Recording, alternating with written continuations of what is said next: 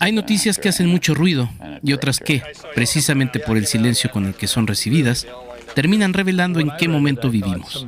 Hace unos días se anunció el retiro de Clint Eastwood. No fue tendencia durante días, no acaparó titulares. La conversación siguió girando alrededor del siguiente blockbuster, del próximo universo cinematográfico o del estreno del fin de semana.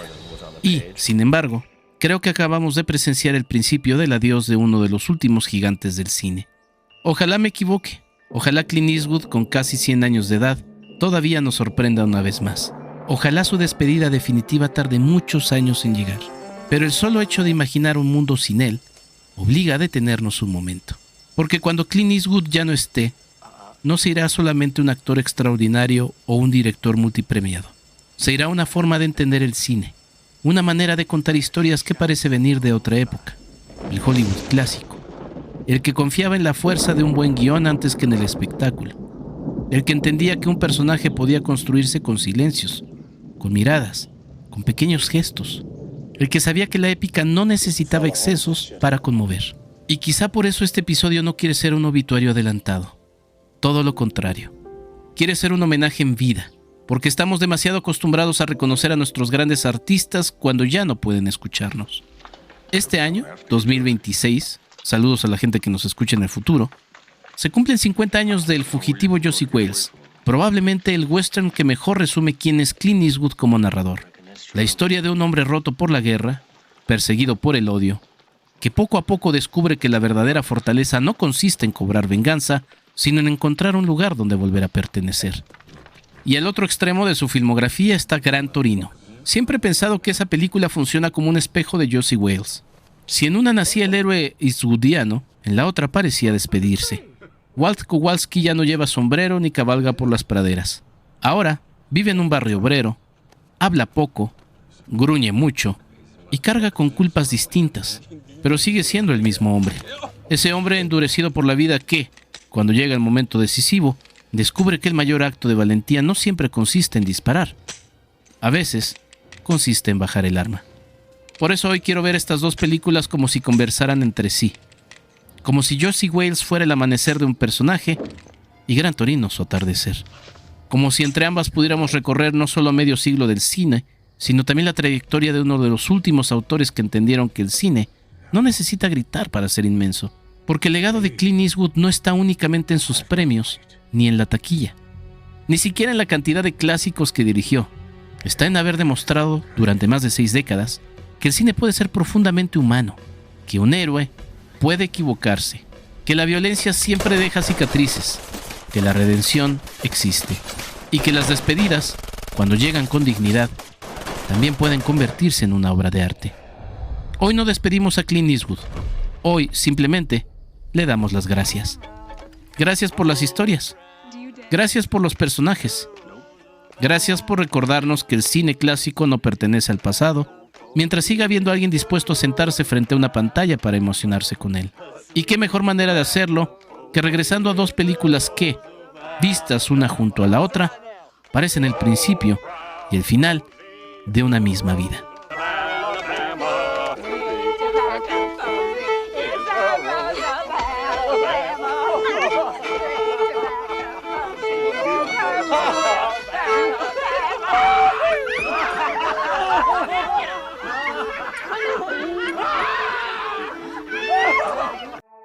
El cine se convierte en el testigo silencioso de nuestro paso por el mundo, y la historia en la llave para comprender nuestro presente y moldear nuestro futuro. Pantalla y memoria.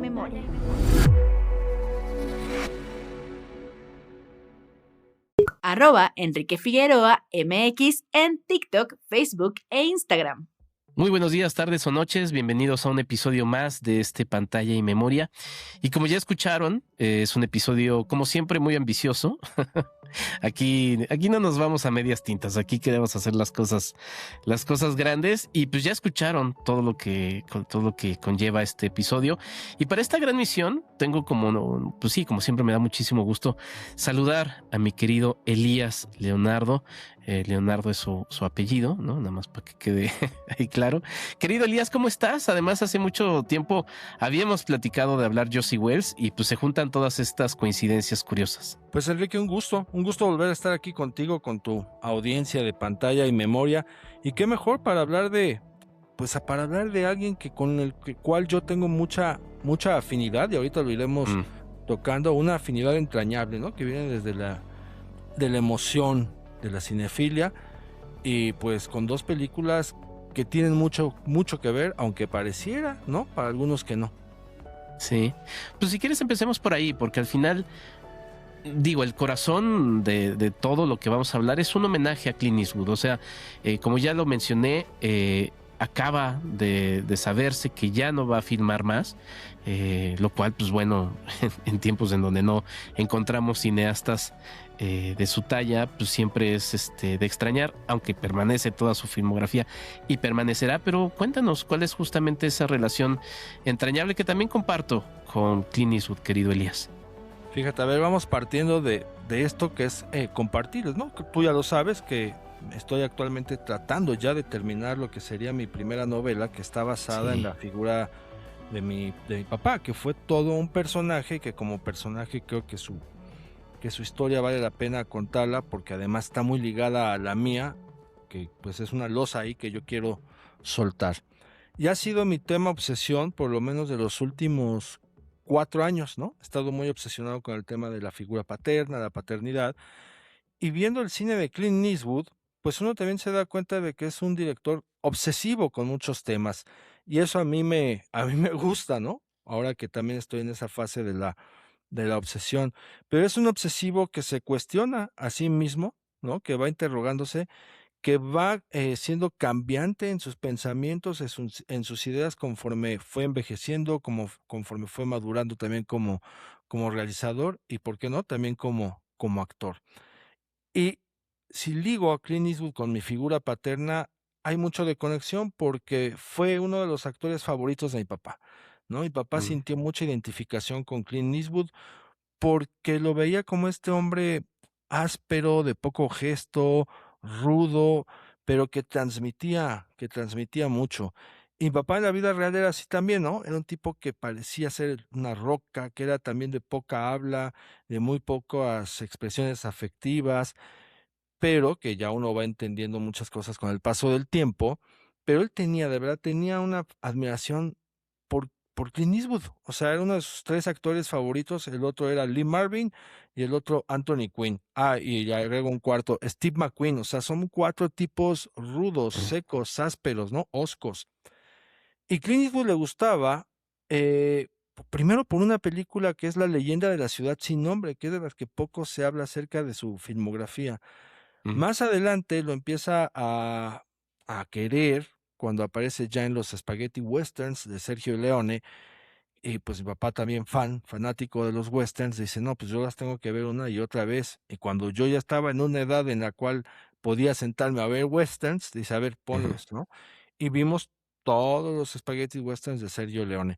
Después, bueno, ya viene Clint Eastwood con su carrera como realizador, como director, y una de las películas que vimos una y otra vez fue El fugitivo Josie Wells, posteriormente El jinete pálido de Paul Ryder, después vino también pues la obra maestra de Clint Eastwood, Los imperdonables, y de vez en vez, ¿no? Veíamos Harry el sucio, o sea, las otras películas que se iban colando ahí de Clint Eastwood. Así que yo a Clint Eastwood crecí de verdad también, o sea, teniéndolo como un integrante de la familia cada domingo que nos tocaba sentarnos a nuestra maratón de películas, porque era sí o sí ver una película de Clint Eastwood, al menos durante lo que fue mi infancia y mi adolescencia. Sí.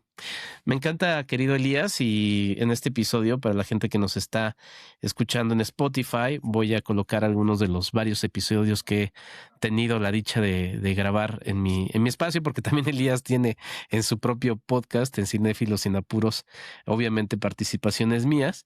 Me encanta que siempre llegamos justamente a estos elementos familiares, ¿no? La memoria, obviamente en este Pantalla y Memoria. Pero sí, yo coincido con muchas cosas de las que comentas, querido Elías. De entrada, Josie Wells, el fugitivo Josie Wells era una película familiar, ¿no? O sea, era una película que solíamos ver en familia. eh, pensando en mi mami, que también ya está en otro plano de la existencia. Le encantaba Clint Eastwood. A veces nos pasa también, no sé si a ti también te pase, seguramente que sí, Elías, que hay muchas cosas, ¿no? Que te gustaría platicar con ellos, ¿no? Ahora, ¿no? Que ya no están. De alguna manera, no sé, esto es una idea que acaba de surgir en mi cabeza. Me quedo pensando que estos episodios en donde platico de estas películas es como si platicara con ella, ¿no? Por ejemplo, sobre las películas. Me quedé pensando en eso. Pero bueno, nunca pude saber si nada más era una atracción física, porque bueno, hay que decirlo, el señor pues, era bastante llamativo cuando era joven y también como ya adulto mayor, ¿no? Pero siempre le gustó eso a mi mamá, pero le gustaba ver las películas con Clint Eastwood y a mi papá también, y también le gustaba justamente como al tuyo, querido Elías, y a mi papá le envió un abrazo gigante. Le gustaban los westerns, le gustaba el bueno, el malo y el feo, es como de sus películas favoritas. Y Josie Wales, también el fugitivo Josie Wales, eh, también era de sus películas favoritas. De hecho, es como de las curiosidades familiares, porque me acuerdo que él tenía su copia del fugitivo Josie Wales y yo también, porque yo también ahí me empecé a enamorar de un género que es el western, que por cierto, hace unos días Clint Eastwood, pues yo creo que también en el marco de estos 250 años de la independencia de los Estados Unidos, hizo una reflexión sobre cómo el western, el jazz y el blues son realmente el panorama original, cultural de los Estados Unidos. Hay obviamente quienes pues reflexionan y el stand-up, ¿qué onda, no? El propio rock and roll, el hip hop, pero bueno, esto es lo que Clint Eastwood también, yo creo que también como un hombre de su generación, toma. Y pues bueno, nada más para poner algunas de las palabras de él, dice, francamente Estados Unidos no es como Europa, aquí no hay muchas formas de arte originales. Y me parece muy interesante esto porque pues es algo que le dio ruido a su carrera, que fue el western. Por eso lo llamó un italiano loco a filmar en España, ¿no? Películas de western y es así como de, ¿por qué un italiano estaría, como Sergio Leone, grabando películas western que son tan gringas en España y además un italiano y bueno, con todas las cosas que en su momento hicieron enojar a Clint Eastwood, pero al final, pues toda su filmografía, sin quererlo así, y bueno, estas dos que estamos revisando, pues son sin duda un homenaje también a ese Sergio, a ese italiano loco que pues de alguna manera le implantó ese elemento, querido Elías. Sí, mira, a ver, para acotar con el primer comentario que hacías, yo también estoy de acuerdo contigo. O sea, conforme vamos creciendo, nos nace esa inquietud de poder volver a dialogar con los que ya no están, ¿no? ¿Por qué? Pues porque la vida se va haciendo más larga, se va haciendo a veces más pesada, o porque vamos viviendo otras alegrías que queremos compartirlas. Yo no Sí. sé si a ti también te pase y a los caballeros que nos escuchan de nuestro auditorio también preguntárselos, pero para los hombres también es muy importante esto porque a veces cuando se nos van esos seres queridos, se nos va también la persona que nos alienta, la persona que nos Mm, reconoce, la persona que nos dice, oye, escuché tu episodio y me encantó, oye, creo que vas muy bien en esto, porque ya después no volvemos a escuchar eso, ¿no? O sea, ese claro. reconocimiento no está. Y créanme que sí, a veces es importante tenerlo aquí, ¿no? Rápido. Sin embargo, también soy un creyente de que nuestros seres queridos que ya están en otro plano se manifiestan con nosotros a través de las películas, más Mm, aún si son seres queridos que tuvieron la cinefilia y con quienes crecimos viendo películas. Quizá te ha pasado a ti, digo, a mí me pasa eventualmente que veo una película y traigo algo en la cabeza, alguna inquietud, algo que a lo mejor me está molestando, y ya sea un personaje, un diálogo, una acción, algo, siento que mi viejo me habla a través de ellos y me responde a lo que yo estoy ahí padeciendo o me está engarañando el estómago, ¿no? Eso sucede. Ya con relación al segundo apunte, con estos apuntes culturales, sociales, políticos que ha tenido Clint Eastwood, porque es un hombre que además se ha posicionado como en lo individual, de manera oral, no es un mm, tipo al que le tiemble la voz ni le tiemblan tampoco las manos para fijar sus posturas, para aplaudir o para criticar, ¿no? Para reconocer o para cuestionar. Lo mismo hace con su cine, con sus películas, ¿no? Siendo un hombre, bueno, republicano declarado, pero que trata también de ser un poco, o un mucho más bien, pensante y propositivo, además de crítico pues con esta afinidad política que él tiene. Y te digo que también lo vemos reflejado en su filmografía, tanto en los westerns como en otras ficciones, por ejemplo, en una que también vamos a tocar acá, que es Gran Torino o Million Dollar Baby. Es un tipo que no es de fácil conexión con la audiencia en el sentido de decir, yo nada más los quiero divertir, los quiero entretener, sino que yo también quiero que se involucren no en una reflexión, sino en un debate y en una discusión acerca de lo que estamos viendo. Y creo que ahí también viene un valor agregado de sus películas, que a nosotros nos invitan a discutir y a dialogar, no solamente del encuadre, no solamente del guión, no solamente de las actuaciones ni de la música, sino de lo que estamos viendo en función de lo que nosotros también tengamos como ideologías o convicciones, ¿no? ¿Por qué estamos de acuerdo con este señor? ¿Por qué no? ¿Qué me está inquietando y qué no? Híjole, creo que este tipo es más humanista a veces que uno de nosotros siendo republicano. O sea, son cosas que nos ponen ahí en la palestra para tratar de discernir por qué, por qué suceden estas cosas, cómo se fija postura, por qué también no discutimos y no debatimos, un ejercicio que deberíamos tener, ¿no? Desde lo que es hablar de películas, por ejemplo, en el cine, que tampoco se da, como a estos temas que en México somos muy de, no, no, es que no hay que hablar de política para no pelearnos. Es que no tenemos por qué pelearnos, para empezar. Y en segunda, pues sí podemos discutir y dialogar acerca de política. Y si el cine nos plantea y nos propone eso, hacerlo. Y de política, de la revisión de nuestra historia, porque también tendemos mucho a olvidar, somos de corta y poca memoria, de revisar nuestra propia cultura, no solamente desde el pasado, lo podemos hacer en el presente con cómo nos estamos comportando, cómo es nuestra relación con esos núcleos, qué no estamos haciendo, qué sí estamos haciendo para preservarla o para destruirla, cualquiera que sea el caso. Sí, bueno, como siempre metes varios elementos. Voy a empezar por esta parte final que mencionas que me llama mucho la atención porque justamente estaba platicando con alguien, ¿no? Como esta frase de no hables de política, religión o fútbol, ¿no? Antes de entrar a grabar estábamos medio hablando de fútbol. Yo voy a confesar que si bien me encanta el mundial, lo estoy viendo y todo, a mí algo que siempre me hace ruido es el tema de los nacionalismos, ¿no? Toda esta cosa del país contra todo este otro país y todas las, o sea, no sé, yo tengo muchos pedos con el asunto de los nacionalismos. No, no me encanta, no es uno de mis temas favoritos, ¿no? O sea, cuando se escucha el himno nacional, no voy a decir que soy el que canta con mayor ánimo, siempre digo, bueno, que es una canción que está ahí y ya, ¿no? Sé que quizá aquí no voy a ser como tan felices a muchos, pero pues es que yo me veo más, como por ejemplo Spielberg reflexiona en su más reciente película, a ver, veámonos como todos un solo ser, ¿no? Como una sola parte de una especie, ¿no? Como seres humanos, o sea, vayamos más a eso. Y eso conecta precisamente con la forma en la que Clint Eastwood, como bien describes, Elías, ve su cine. Sí, o sea, digo, inevitablemente iba a salir este tema de sus afiliaciones políticas, ¿no?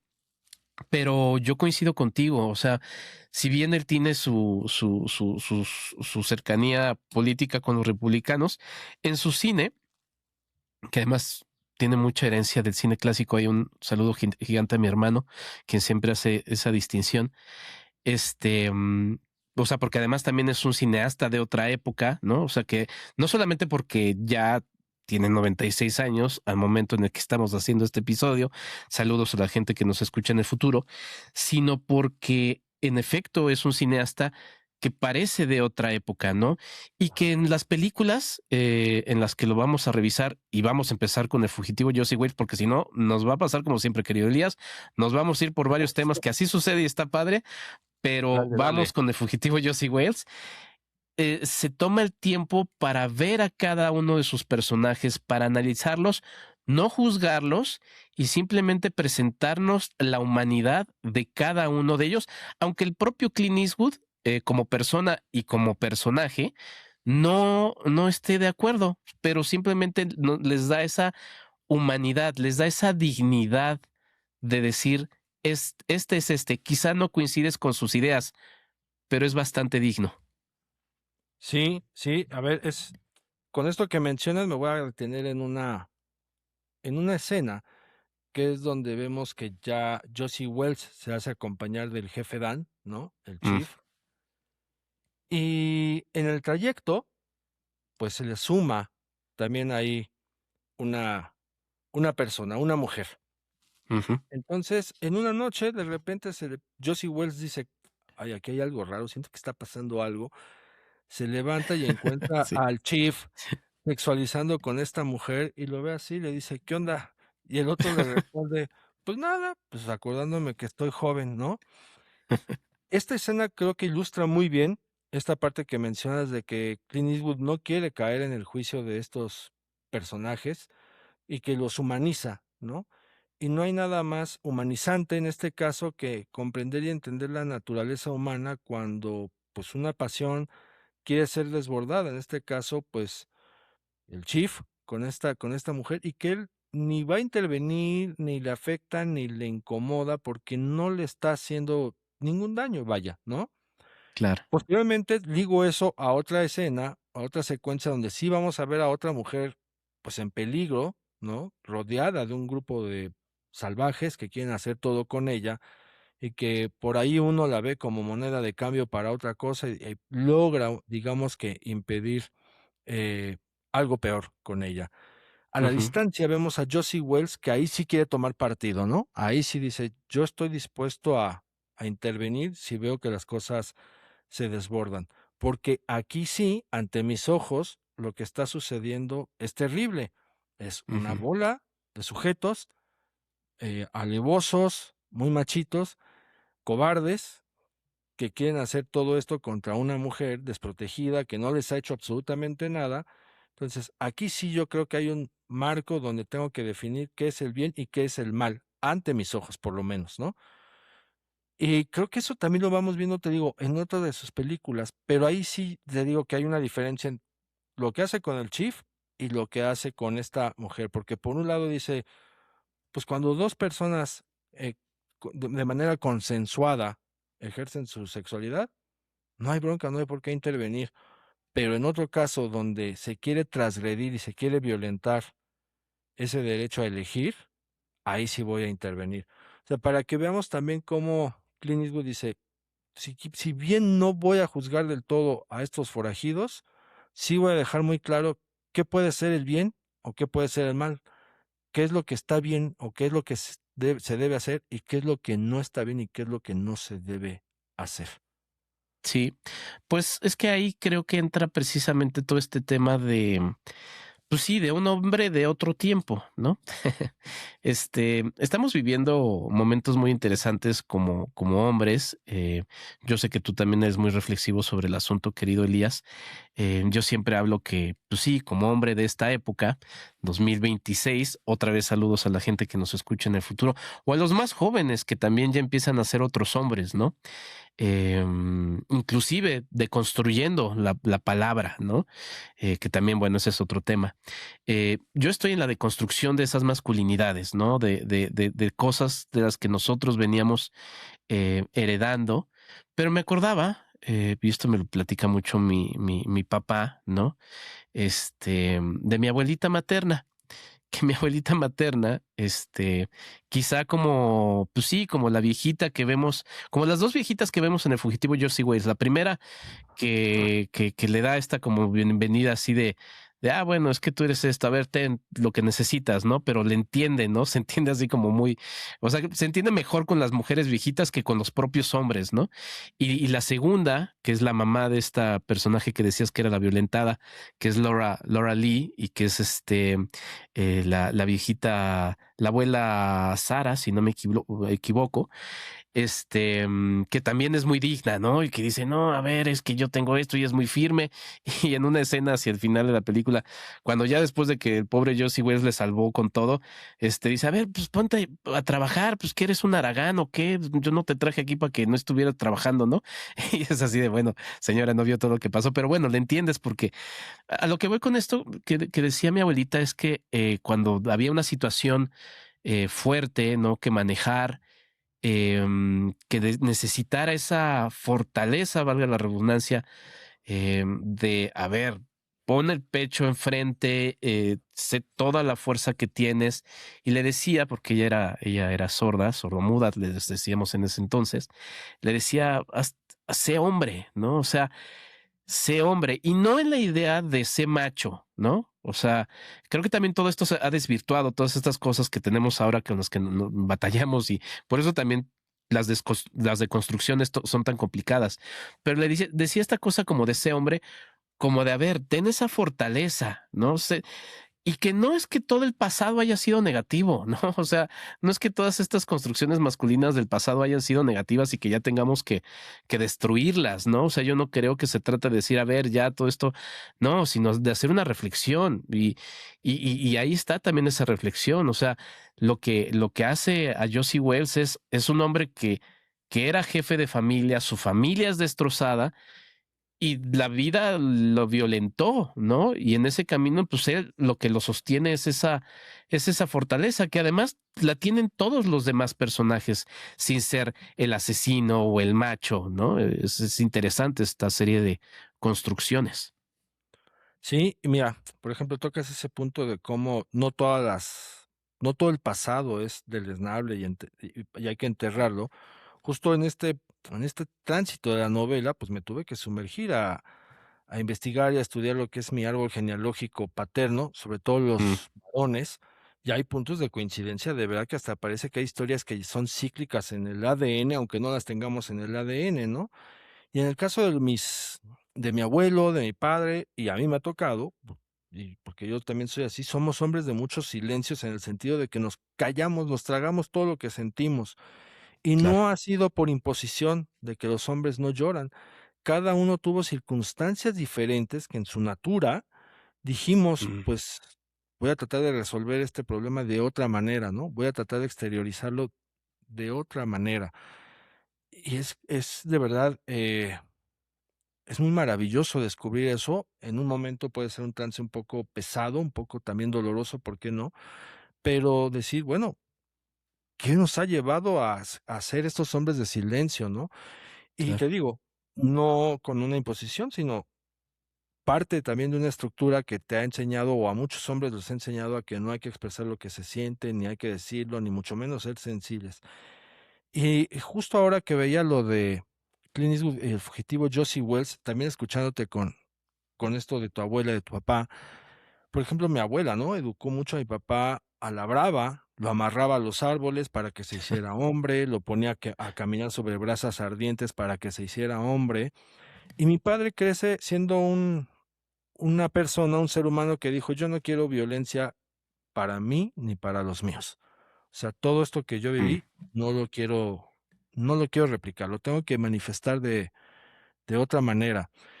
Y yo creo que también por ahí conectaba mucho con Clint Eastwood, porque aquí en El Fugitivo Josie Wells vemos algo que te digo, vamos a ver en otras de sus películas a lo largo de su filmografía, que no pierde del todo su tacto humano. O sea, es mm, un personaje al que le va muy mal, o sea, le destruyen la vida, pues le matan a su familia, trae ganas de venganza, él quiere vengarse, pero su sed de venganza no lo va a cegar de que en algún momento de la vida o de su trayecto puede obrar bien en beneficio de alguien más, ¿no?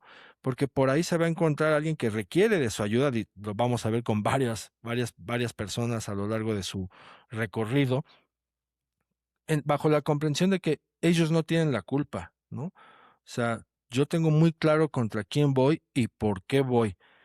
Y aquí no es de que todo lo que esté enfrente me vale y lo voy a arrasar, como si hemos visto en otros tonos vengativos o en otros espíritus de venganza. Él no, él hace una pausa para decidir, a ver, aquí tengo que obrar de otra manera, puedo guardar en este momento mi deseo de venganza en un cajón para concentrarme en ayudar o echarle la mano a esta persona. Y si puedo llegar a sentir y se me da la oportunidad de sentir, lo voy a hacer, aunque sea cuentagotas, aunque sea lo más mínimo. Y eso lo hace, ¿no? O sea, también dota de este toque humano, de sensibilidad, de pensamiento, de decir, a ver, no todos son mis enemigos, no todos tienen que pagar por lo que me pasó a mí, no todos tienen que aguantarme a mí con este carácter que poseo, que yo sé que cuando está muy agreste, es un caparazón también, ¿no? Me estoy defendiendo, pero también sé que no lo tengo que estar ocupando con todo mundo porque esta viejita, por ejemplo, no me va a venir a agredir ni me va a venir a matar, ¿no? O sea, eso lo tengo que entender. El Chief también lo tengo que entender. O sea, eso es algo que me gusta también de esto, de esta película, que pese a lo fuerte que es de verdad el impulso de venganza, que nos lo plantea en el inicio de la película con una secuencia que además da lecciones de montaje, está perfectamente montada esa introducción, el manejo y el uso de la cámara, lo que ya nos habla también de un Clint Eastwood cineasta, nos dice, a ver, o sea, este inicio hacia lo que va a ser lo que yo quiero cobrar, que es una deuda, va a ser un poco violento, va a ser violento con quienes creo y me estoy convencido que va a ser violento, porque con esas personas no quiero tener piedad, porque esas personas no son para tener piedad. Ya después podremos tener otra lectura de los imperdonables, pero pues también hay que apelar un lado a la labor del buen, voy a decirlo así, del buen cristiano, esto amparado también en sus creencias religiosas que están también ahí, ¿no? También ahí Ujú, ujú. depositadas para cuestionarlas o para abrazarlas cuando haya que reparar en ellas. Entonces vemos a ese personaje tan complejo, porque de verdad es muy complejo ser así, pero que al mismo tiempo logra ser equilibrado para no caer en despropósitos en ninguno de sus lados, ¿no? Ni por el objetivo personal, que es el de la venganza, ni ante las improvisaciones de la vida, que es cuando le presenta a estos personajes que le pueden recordar o le recuerdan que es capaz de también tener actos de bondad y de salvarse a sí mismo de muchas cosas.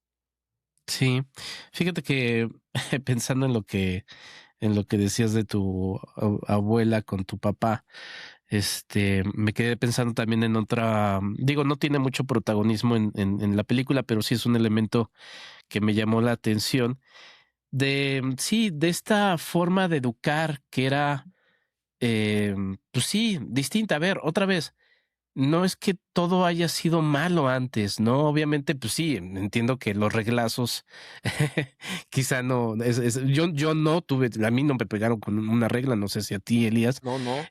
son cosas que yo agradezco, pero sí en algún momento sí hubo profesores que lanzaron gises, ¿no?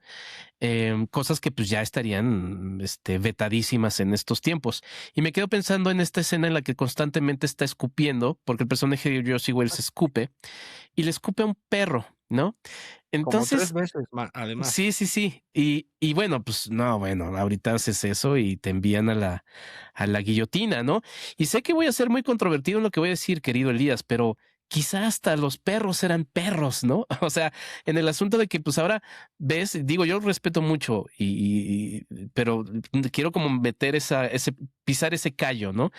Eh, alguna vez le pregunté a una veterinaria, ¿no? Y le dije, oye, los gatos son menos enfermizos que los perros, ¿no? Porque pues yo siempre con los perros, pues veía que se enfermaban muchas cosas y que si cáncer y que si no sé qué. Y le decía, ¿de verdad antes era así? Y le decía, y con los gatos, pues es diferente. O sea, como para decir, bueno, quiero una mascota que no sea tan enfermiza y no sufrir con eso, ¿no? De que se enfermen. Y me decía, no, es que se han ido cambiando con el paso de los tiempos, se han vuelto más sensibles. Y le pregunté yo, ¿es nuestra culpa? O sea, como de por el factor humano, ¿no? Porque pues ya ves perros en carreolas, con 7 suéteres, ¿no? Con botas. sentados en la mesa o sea, y no sé, y sé que soy controvertido, pero pues también, por ejemplo, mi papá me decía, bueno, pues es que antes le pegabas a un perro con un palo y ya se iba si te estaba molestando, ¿no? Y no es que fuera así de, ay, qué violentos eran entonces. Pues no sé, o sea, son cosas y eso lo va metiendo porque eso me lleva al otro personaje que me gusta, que es Jamie, ¿no? Que es este chico que salva después de que son engañados, los hombres que, bueno, ya medio trataré de vertir un poquito toda la parte histórica porque la película da para un episodio por sí mismo, pero bueno, quise Sí. juntar dos películas,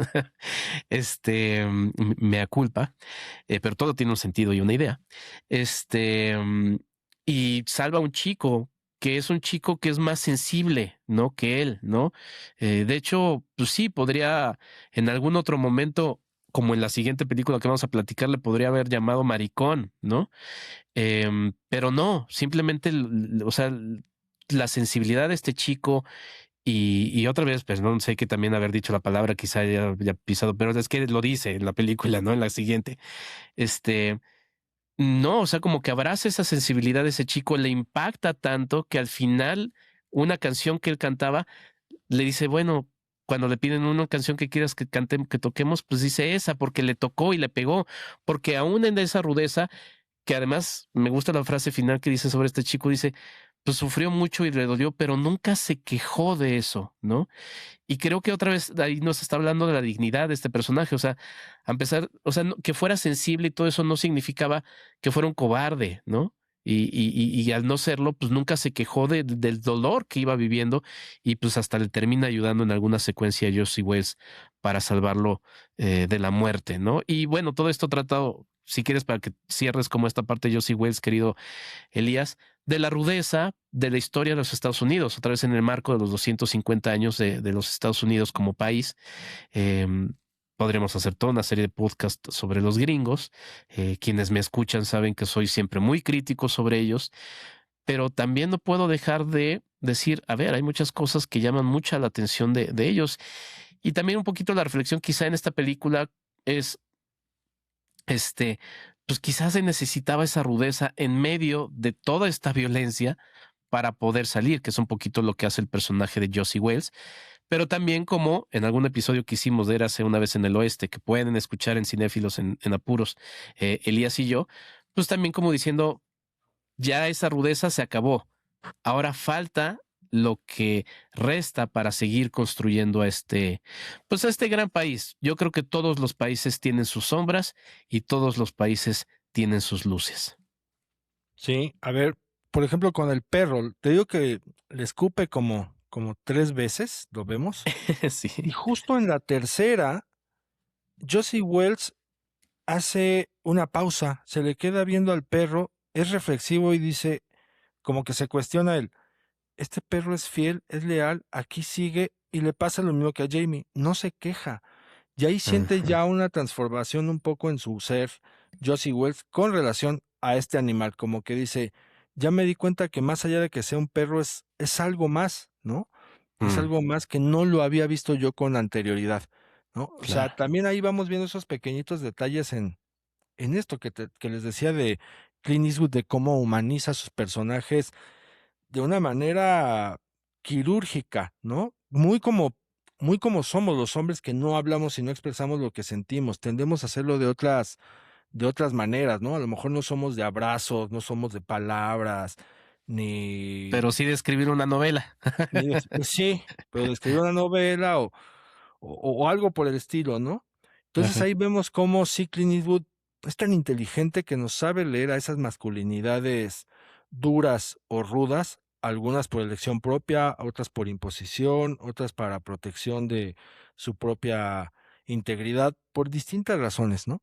Después con el personaje de Jamie, hay algo muy interesante porque justo cuando Jamie lo salva, apelan ahí a un argumento ficticio sobre la paternidad, algo que también acompaña al personaje de Josie Wells y algo que acompaña mucho a los personajes de Clint Eastwood, que además tiene algo muy interesante porque estamos en una película que dirige él, pero que también la actúa. O sea, hay Sí. que leer al actor que elige estos guiones, que elige estos papeles, porque también hay temas que le obsesionan, porque hay temas que quiere tocar, que quiere explorar y que a lo largo del tiempo, conforme también fue creciendo Clint Eastwood, él mismo lo fue ampliando a distintas reflexiones, a distintos cuestionamientos, pero aquí lo estamos viendo además basada, ¿no? La película está basada en justo en un libro, lo que Ajá. habla de otra inteligencia de Clint Eastwood, de decir, este libro a mí me funciona para poder contar lo que yo quiero contar desde mi visión. No es de que, ay, quiero adaptar un libro porque sé que la voy a romper en taquilla y porque es el éxito del momento. No, no, no, no, no. Nos habla de un gran lector con una sensibilidad especial para decir, aquí puedo tocar este tema de la historia, aquí también puedo tocar el tema de la masculinidad, aquí también puedo tocar el tema de la violencia. Y otro tema que añade en esta película de Josie Wells es que introduce e involucra a la mujer. Si así estamos viendo a la mujer como parte del conflicto, si estamos viendo también a la mujer como las víctimas de este salvajismo que pues, arreció contra las naciones originarias de Estados Unidos, también las hace partícipes de, ¿no? O sea, no solamente las estamos viendo ahí como ustedes escóndanse en la cabaña y no les pase nada, por el contrario, vamos a ver que toman un rifle y son capaces de disparar, son capaces de defenderse, son también personas con temperamento y con impulsos naturales de la supervivencia. Esto verlo, si ahorita se lo dices a alguien que no conoce mucho la carrera de Clint Eastwood, dice, ay, ¿a poco ese señor viejito amargado es capaz de involucrar a la mujer de esta manera? Pues sí, o sea, él lo está haciendo en un western, digamos, revisionista de la historia de Estados Unidos, violento también si queremos, pero al mismo tiempo, les digo, muy sutil, sensible. Y todavía lo apuntala con un detalle que pareciera pecata minuta, pero no, Enrique. O sea, recurre al villano escoge al actor Bill McKinney como Terry. Ajá. Ujú. Bill McKinney, pues, hizo esta película que se llama Amarga Pesadilla, con Burt Ah, Reynolds, que yo sí. no sé si la Ujú. han visto, Sí, sí, sí. que es una película que muestra lo que es pues un abuso hacia a un hombre adulto, por Ujú. parte de unos salvajes, que es de verdad desgarradora la secuencia, te trauma, pues, si la película la ves de chavito, el desgraciado que lo hace es este sujeto. Entonces también Clint Eastwood es tan inteligente para decir, sé que ahorita el público y la audiencia tienen este tipo odiándolo, ¿no? Lo ven como el villano de villanos, pues lo voy a tener yo también como el malo de la historia. Véngase para acá, porque si a alguien van a detestar, es a usted. Y quiero que la gente sienta también lo que estoy sintiendo yo y lo que usted me hizo. O sea, un tipo demasiado inteligente Clint Eastwood. Ahora, con esto de el apunte que hace hacia mirar al pasado para pues, explorar lo que es la fundación de la gran América, ¿no? De Norteamérica, ya aquí nos estaba dando muchos avisos de lo que posteriormente exploraría en Los Imperdonables. Y no solamente lo iba a explorar, sino que iba a fijar una postura muy contundente, muy crítica, ¿no? Sobre, oye, todo lo que hicimos, todo lo que destrozamos, todo lo que destruimos, ¿era necesaria toda esta violencia? ¿Era necesario todo esto que sucedió para que hoy estemos presumiendo de ser la gran nación?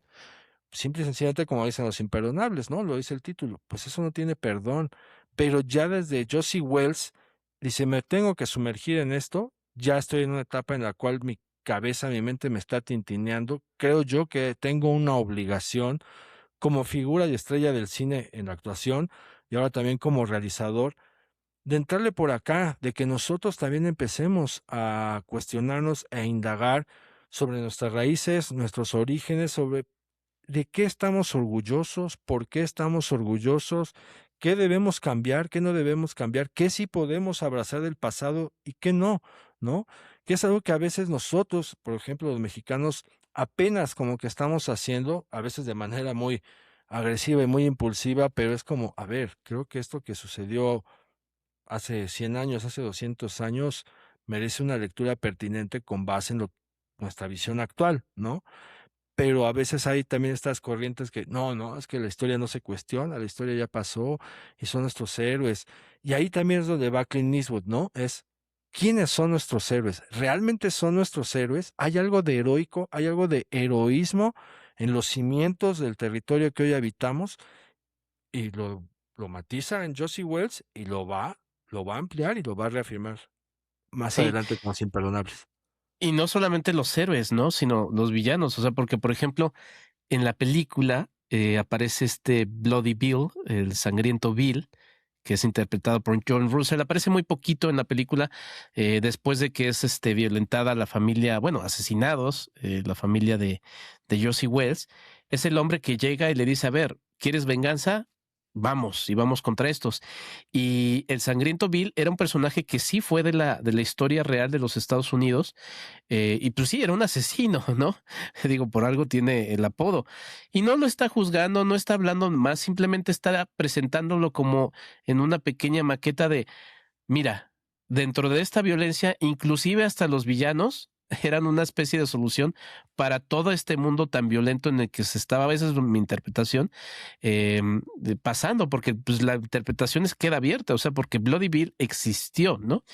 Y por el otro lado también, en toda esta parte política, pues sí, el integrar a actores originarios, por ejemplo, como el que hace a Long Waity, que ya lo mencionaste con esta escena, ¿cómo se llama este personaje? Se llama Pequeño Rayo de Luna, ¿no? Que es el personaje femenino, también interpretado por una amerindia. Inclusive también Diez Osos, que esa es la otra parte que es la política, en la que inclusive hablan ellos que Diez Osos es el jefe Comanche, le dice, pues es que entre tú y yo, entre Josie Wells y tú y yo, nos entendemos porque tenemos honor, no como los políticos, ¿no? Y esa es una película que salió, estamos celebrando 50 años de Josie Wells, en los 200 años de la independencia de los gringos.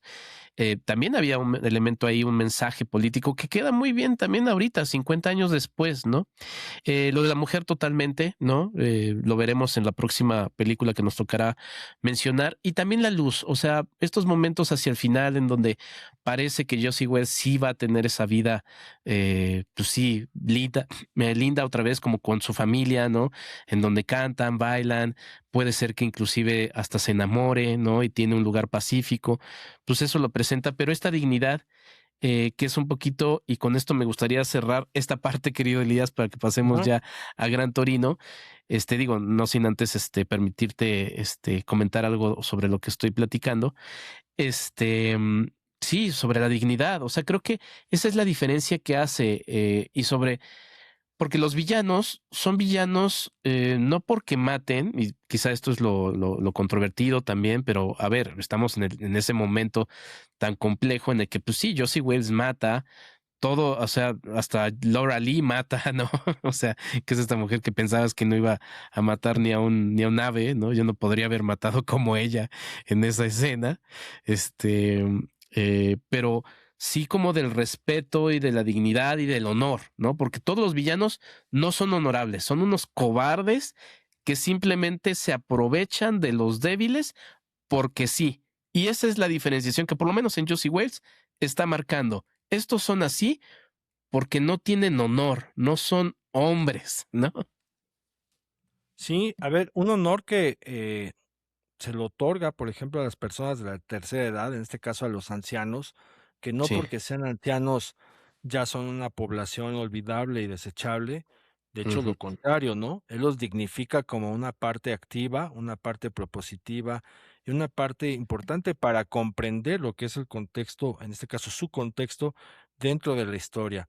Dignifica también a la mujer en el sentido de que la involucra, la hace partícipe, le otorga la oportunidad y la posibilidad de que también tomen un arma y se defiendan, ¿no? De no verlas Ujú. como las víctimas que siempre se han planteado en algunos westerns, ¿no? Y en otras Sí. tantas ficciones donde sí se lleva a cabo el crimen, por ejemplo, que iban a cometer contra esta chica, y acá no sucede, y al revés, ¿no? Va a tener ella un momentito de cobrarse esa afrenta. Entonces también vemos cómo la dignifica en ese sentido. Cómo cuando vemos la escena de 10 osos llegando con Josie Wells y que dice, tú eres Josie Wells. Ujú, ¿no? El otro sí. Dice, pues tú no te rendiste ante estos cuates, ¿no? O sea, tú no te deshincaste, no te sublimaste. Así que eso merece que tú sigas tu camino. Yo no te voy a hacer absolutamente nada. Algo que ya le había indicado con anterioridad el Chief Dan, ¿no? Cuando le dice Josie Wells, oye, pero es que ustedes los indios nos atacan luego, ¿no? O sea, ustedes se defienden de inmediato. Sí, pero tú eres un hombre distinto. O sea, tú no me estás atacando por la espalda, ni me vas a matar, ni nada, sino que tú eres un hombre de otra estirpe. Y ahí hay un código de honor entre ambos, uno reconociendo los valores de este miembro de las naciones originarias de Estados Unidos, y el otro reconociendo a Josie Wells como un hombre blanco que reniega y que no se quiere someter a la instauración de esa nueva blanquitud, voy a entrecomillar, una blanquitud violenta, ¿no? Y también poderosa, rapaz, que está imperando en ese momento en la historia de Estados Unidos. Entonces creo que ahí vamos viendo varios códigos de honor que él está planteando. Sí, totalmente. Pues ahí está el fugitivo Josie Wells, que ustedes lo pueden encontrar en línea. Yo, por ejemplo, para volverla a revisar en línea, más allá de que ya platiqué que tenemos 2 copias de DVD repetidas por el mismo asunto, tanto mi papá como yo, la vi en YouTube. Entonces ahí la pueden rentar, oficialmente la pueden rentar, no estoy diciendo, ahí la pueden rentar. Y por cierto, me acordé de hay un video muy famoso, según yo está hablando de Josie Wells, pero en su momento se le criticó a Clint Eastwood porque los críticos de cine, ¿no? Querido Elías, que lo cuestionaban y decían, pero ¿cómo un actor que es nada más la cara bonita va a dirigir, ¿no? Y lo cuestionaron en Francia. Y mira lo que son las cosas. En ese video que voy a poner, ahorita mismo para irnos al corte, Orson Welles dijo, pues yo ya he visto la película de Clint Eastwood varias veces y es un gran cineasta. Pocas palabras, algunas palabras así es lo que menciona el gran Orson Welles. Y pues bueno, yo creo que Orson Welles tiene muchísima autoridad, o tenía muchísima autoridad para hablar de cine, ¿no? Entonces, pues bueno, pues vamos a hacer un corte, querido Elías. Estamos hablando de Clint Eastwood. Así de grande es la ambición de este episodio y vamos a pasar con otra de sus grandes películas. Estoy con el gran Elías Leonardo de Cinéfilos en Apuros, aquí en este especial. Ya regresamos. @EnriqueFAMX en X. ¿Quieres ayudarnos a hacer más contenido? Tu apoyo es fundamental. Entra a www.patreon.com Enrique Figueroa MX y elige entre las muchas recompensas que tenemos para ti, desde un agradecimiento en este podcast hasta descuentos en nuestros cursos, talleres y tours. Únete, sé parte de nuestra comunidad. Si el vino forma parte de tu presente profesional, de tus proyectos futuros, o simplemente quieres ser un entusiasta bien informado, no te pierdas cada lunes un nuevo episodio de Código Vino, un podcast de Frecuencia Cero, con Edgardo Schiller y Edgar Luna, disponible en todas las plataformas de streaming. Escríbenos en WhatsApp al 5255-1703-4379. Y después de este breve corte, pues seguimos platicando de Clint Eastwood y vamos a entrarle a Gran Torino. Para entrarle a Gran Torino, una película de 2008, quiero poner algunos elementos, querido Elías. Primero, a ver, por cierto, les recuerdo que ya empecé una serie de 12 horas para celebrar los 50 años de Star Wars. Ya salió el primer episodio en donde analizamos Metrópolis. En esta gran aventura me está acompañando el gran Antonio Camarillo. Y ya hicimos oficialmente mi sección Hablemos de Star Wars. Pero es que hablando de Star Wars, siento que lo que hizo Clint Eastwood con su cine, si bien ya lo platicamos en ese episodio sobre Érase una vez en el oeste, en donde Sergio Leone se permite madurar más ideas, profundizar, ser quizá todo lo vacío, y lo estoy diciendo en buena onda, que puede ser quizá en sus anteriores películas, ¿no? Que para mí es muy divertido y me encanta, y a ver, soy súper fan de Sergio Leone, ya lo platicamos en ese episodio. pero como en el propio George Lucas profundiza con las precuelas sobre su propia obra, creo que lo que hace Clint Eastwood con su cine es como profundizar sobre ese universo al que lo introdujo Sergio Leone y decir, a ver, yo te voy a dar esto, yo voy a añadir mayor profundidad a los datos, no simplemente que sea algo mejor, simplemente que le da mayor profundidad. El otro tema, pues sí, justamente es el western, aunque propiamente pues alguien viendo Gran Torino diría, bueno, porque es un western. Yo siento que tiene el western en su DNA, además de que pues obviamente platicaremos el gran elemento de eso. Y el otro, pues como lo decías, y sé que es una de tus películas favoritas, la platicaremos en algún momento, que son Los Imperdonables. Ya desde Los Imperdonables, que es de los 90, pues sí, obviamente Clint Eastwood ya estaba haciendo cine de viejos, ¿no? O sea, desde esa etapa podríamos hablar de cómo este cineasta estaba reflexionando sobre su propia carrera, sobre su propia vida. El asunto, que no es ninguna desgracia para nada, es que pues terminó viviendo 30 años más y esperamos que viva más, aunque ya dijo que ya no va a hacer más películas. Pero desde entonces está haciendo cine de viejos. Ahí está incluida obviamente Million Dollar Baby, que la mencionaste. En fin, es un cineasta que ha tenido esa gran oportunidad de hacer cine de viejos, y ahí también se inserta Gran Torino. Sí, y que conforme fue envejeciendo, ¿no? Y como también fue explorando su propio ser, Clint Eastwood dice, pues también quiero de alguna manera pedir perdón, ¿no?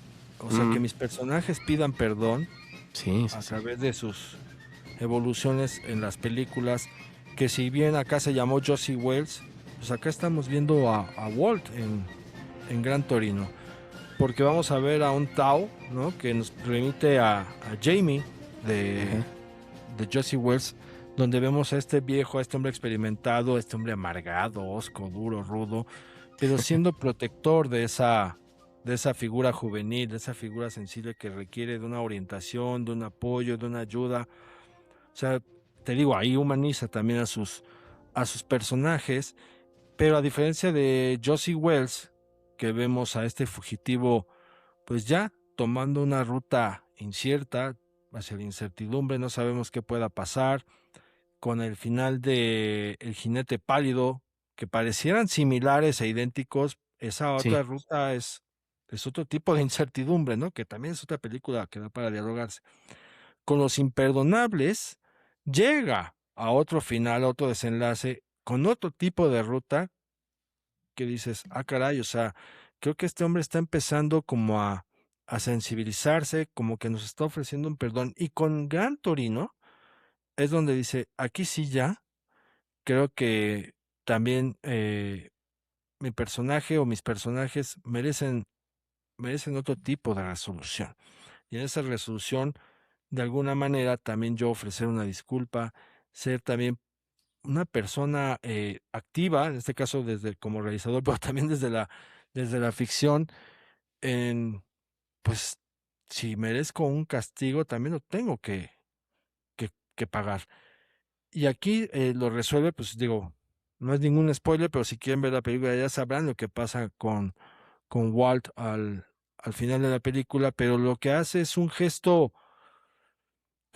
por el otro. O sea, él piensa en el otro, ¿no? Quiere compensar un poco al otro. Él sabe que va de salida, además, lo mismo que Clint Eastwood, sabe que ya es un realizador que va de salida y que hay que darle paso a los que están. Y si hay manera de contribuir a enmendar el camino de los que están, un camino que nosotros no logramos, no supimos o no pudimos enmendar cuando tuvimos su edad y desde antes que naciera, incluso cuando naciera, algo tenemos que hacer para no dejarles más jodido esto. O sea, te digo que también los directores van creciendo conforme a su época. Mientras grabamos este episodio, pues las críticas están hacia Steven Spielberg, que ya está viejo, que viejo chocho, que no sabe qué hace, que no viejo sabe cursi. qué dice. Pero como yo les dije en la crítica ahí en Cinéfilos en Apuros, tenemos este mal, Enrique, de decir, es que no hizo la misma película de hace 40 años. Por supuesto que no. No tiene Porque el señor eso. ya tiene otra edad, el señor piensa de una manera distinta, ve el mundo de una manera distinta, siente de una manera distinta. Obviamente también tiene cuestionamientos, reflexiones con base en su experiencia de vida, con lo que está viviendo. Y eso lo vemos muy reflejado, por ejemplo, en Clint Eastwood, en otro director como Martin Scorsese, que son dos muy notorios que hemos visto cómo van transicionando, evolucionando en sus maneras de revisar pues, todo lo que les inquieta, sus obsesiones, por ejemplo.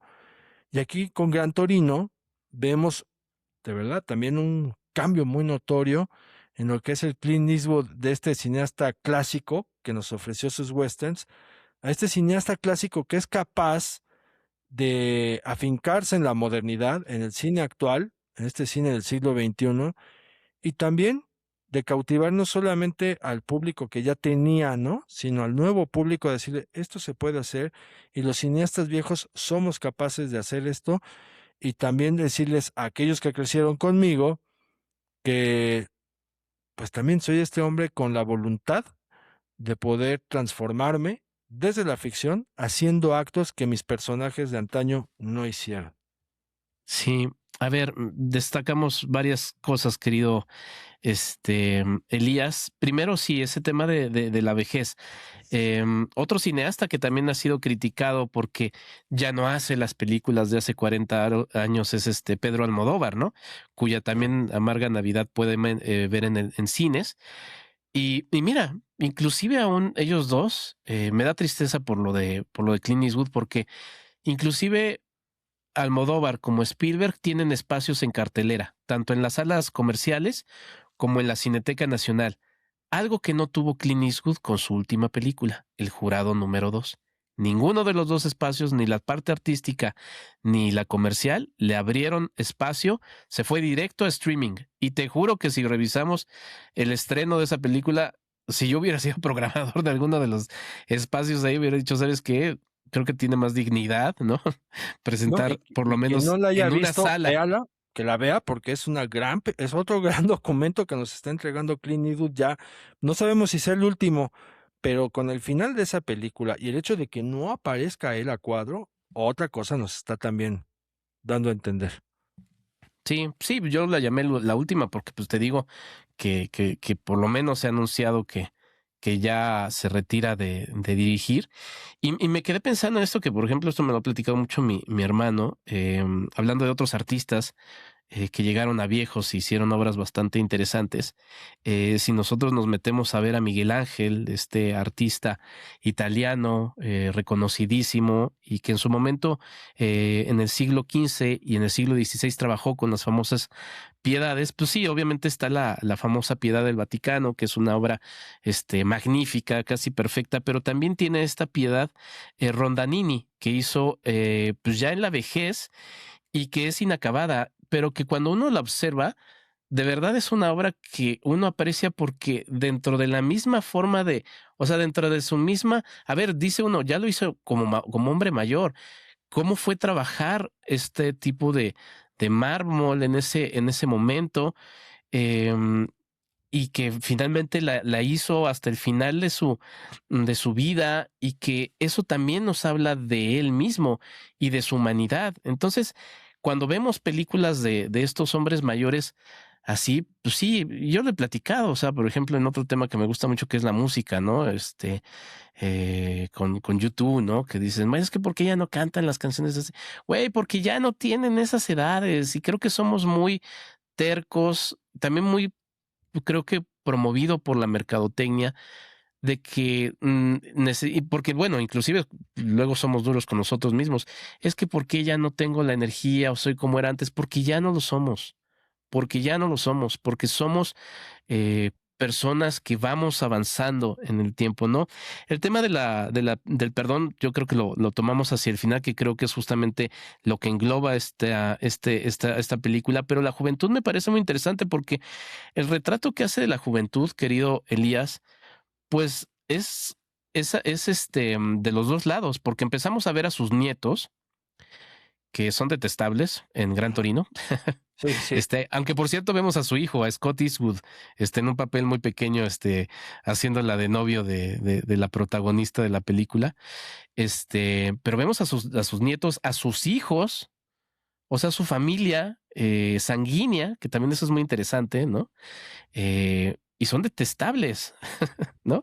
Y no son solo detestables para él, o sea, son detestables para nosotros que los vemos, ¿no?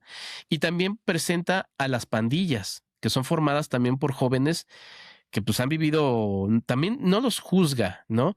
Inclusive no me acuerdo, creo que sí menciona que tampoco fue un gran padre, ¿no?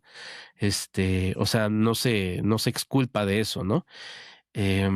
Pero pues sí, nos presenta esta juventud que quizá no es la mejor, pero otra vez la diferencia que hace, igual que en Josie Wales, es el tema de la dignidad, ¿no? Y que es en donde encuentra a Thao, que todo el tiempo le llama Toad o Teo, si la vieron en español. Pues sí, como que no le importa exactamente cómo se llama, ¿no? Le dice, te llamas así, no me importa, ¿no? Que habla también de lo cascarrabias que es el personaje, pero sí, son algunos de los elementos en este sitio en el que, si bien no es el viejo oeste, pues son los barrios en donde la policía tiene poca intervención, ¿no?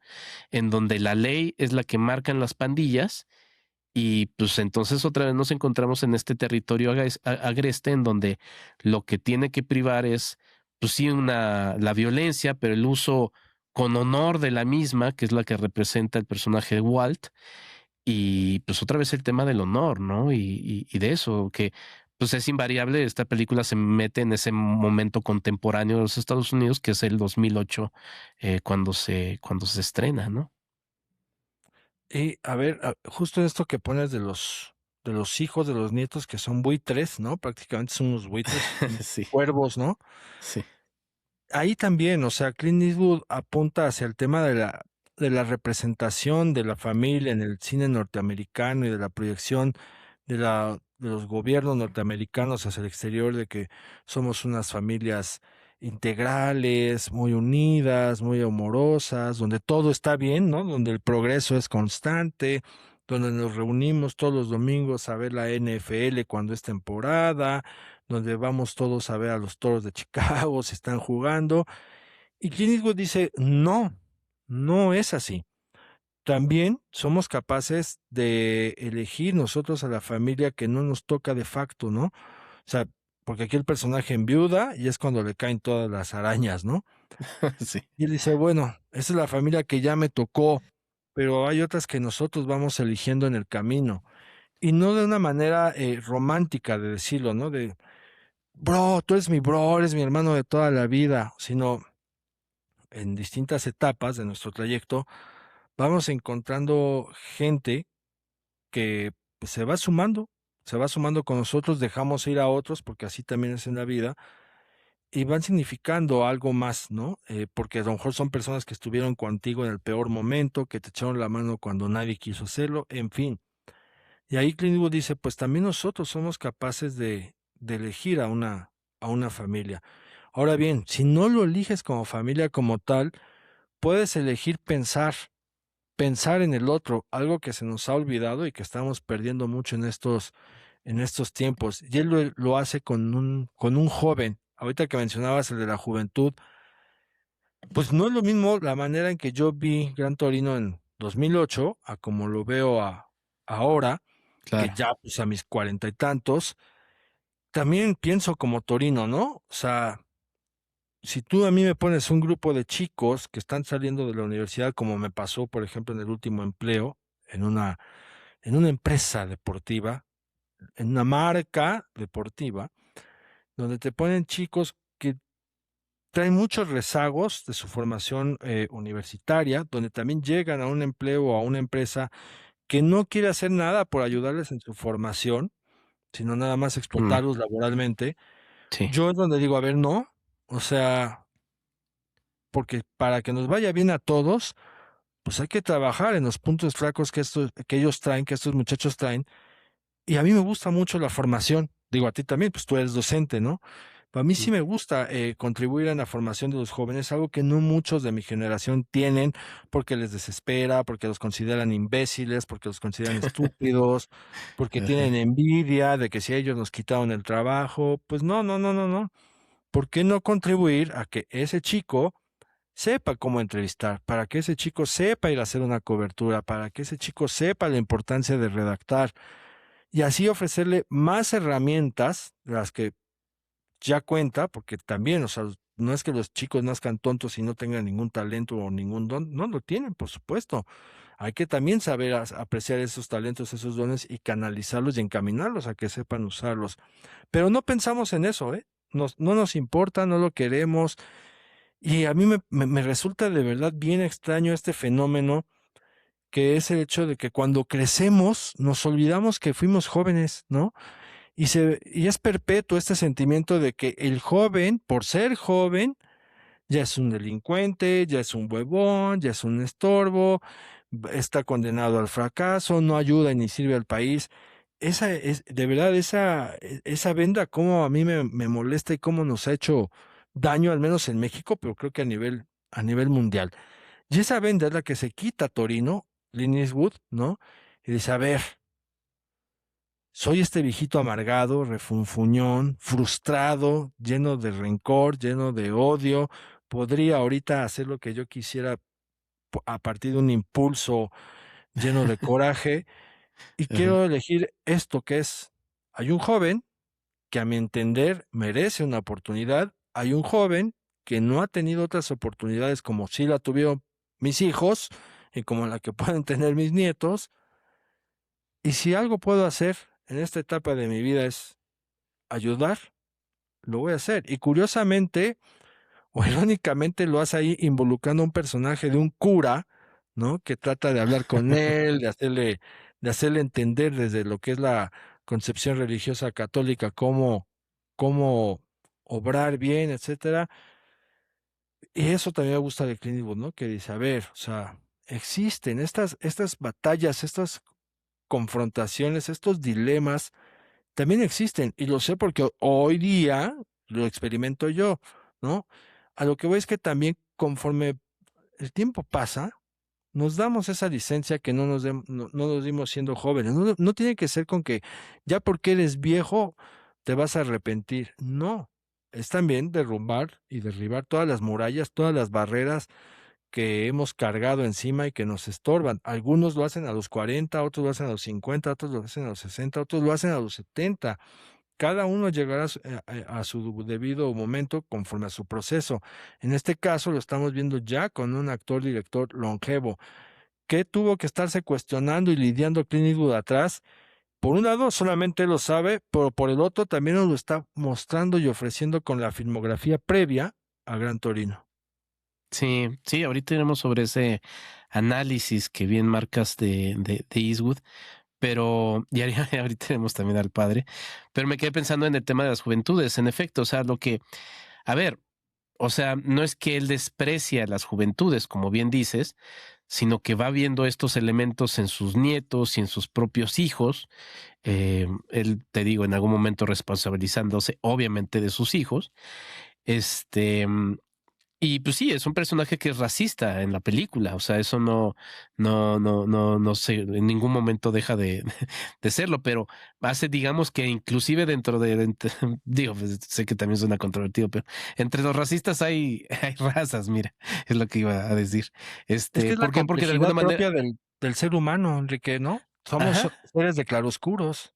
Exactamente, que es lo fascinante de la película, ¿no? Y del cine de Clint Eastwood. Entonces, lo que él va diciendo es, ok, sí, nunca se va a aprender los nombres bien de los personajes. Inclusive también está este espejeo con la abuelita de sus vecinos, que son una comunidad Hmong, que además es una comunidad que no tiene nación, ¿no? Porque le pregunta al personaje femenino, al protagonista Su, le dice, ¿y de dónde son los Hmong, no? Son chinos, ¿no? Porque, bueno, obviamente como todo racista, pues dice, bueno, si son orientales, pues son chinos japoneses, ¿no? Y le dice ella, no, pues somos de China, de Tailandia, o sea, no tenemos exactamente una nación, ¿no? Bueno, esa es mi interpretación, que también por eso escoge a los Hmong, que tanto Tao como Su son también, igual que en Josie West, los personajes nativos de los Estados Unidos, también son interpretados por propios Hmong, o sea, tanto los actores son de estas comunidades, que también eso habla otra vez de la selección de su cast, como lo presentaste. Y por el otro lado, pues sí, ya para entrar justamente en el tema de la dignidad, otra vez le da la dignidad a cada uno de los personajes. O sea, no es que esté diciendo, a ver, la religión es mala, ¿no? Me da mucha gracia esta escena en la que, después de que es atacado el personaje de Walt, llega el padre, y el padre Janovich, que es un jovencito chiquito, bueno, joven, al que dice, bueno, tú eres un joven virgen de tantos años, que nada más está sujetando las manos de las viejitas y les está hablando de la fe, ¿no? Le dice el padre, oye, ¿por qué no llamaste a la policía? Dice, bueno, es que recé por la policía, pero pues como no apareció, ¿no? O sea, como burlándose un poco de eso. Pero es interesante porque pareciera que sí se está burlando de los personajes, pero no. O sea, el padre tiene demasiada dignidad y esa dignidad es la que le hace que se gane el respeto de Walt, ¿no? O sea, igual que con los Mank, ¿no? O sea, no los va a aceptar, ¿no? O sea, o bueno, sí, pero los acepta a partir de que los ve muy dignos, ¿no? Cuando las mujeres de los Hmong le envían regalos y regalos porque salvó a Theo y no lo salvó, simplemente no quería que estuvieran en su pasto, ¿no? Pues se va teniendo ese respeto, pero ese respeto se lo gana por la dignidad, ¿no? Y porque además el personaje de Walt es un hombre que combatió en la guerra de Corea, de ahí se desprende su racismo hacia los asiáticos, y bueno, pues era un soldado, entonces pues no es un hombre suavecito, ¿no? Es un hombre que mató y lo confiesa en la película. Y también los Manx se ganan esa dignidad, ¿no? El personaje de Sue me encanta, como bien dijiste en Josie Wales, es una mujer que no tiene el menor temor de decirle a Walt, primero Wally, ¿no? Dice, sí, Wally, sí, no, que no me digas así, carajo. Sí, Wally, ándale, ¿no?